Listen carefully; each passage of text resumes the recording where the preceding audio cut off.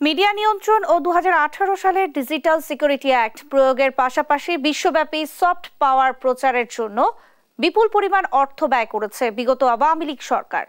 সকালে রাজধানী ঢাকা রিপোর্টার্স ইউনিটিতে দ্য ফিউচার ফোরাম আয়োজিত soft power hard abuse Awami লীগের মিডিয়া মাফিয়া শীর্ষক সংবাদ সম্মেলনে এইসব কথা তুলে ধরেন বক্তারা। লবিস্ট নিয়োগ, পক্ষপাতমূলক সংবাদ প্রকাশ, পেন বাংলাদেশ দখল, ঢাকা লিস্ট ফেস্ট প্ল্যাটফর্মের অপব্যবহার সহ বিগত সরকারের নানা অনিয়ম তুলে ধরেন তারা।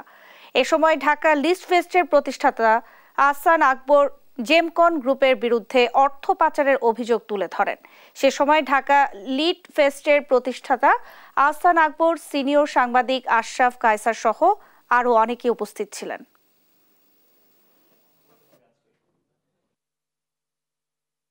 2015 সাল থেকে 18 সালের ইলেকশনটা বিদেশি মিডিয়াতে ঠিকমতো প্লেসমেন্ট, এটা সুবাদে উনি কিন্তু নিউ ইয়র্ক টাইমসে লেখা দিলেন, উনি গার্ডিয়ানে লেখা দিলেন, খুবই অবজেকশনেবল লেখা সেগুলো। আসলে আমি চাই কিছু সত্যি উদ্ঘাটন হোক এবং সেটা নিয়ে আপনারা ইনভেস্টিগেশন করেন, যাতে ফিউচার এটা যাতে কেউ করতে না পারে।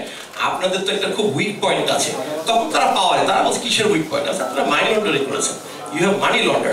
যারা ক্ষমতায় আসবে তারা যেন আওয়ামী লীগের ফ্যাসিবাদী শাসনের ভগ্নাংশ ব্যবহার করতে না পারে, তারা যেন সফট পাওয়ার ব্যবহার করে আপনাকে বা আমাকে আরো একবার প্রতারিত করতে না পারে।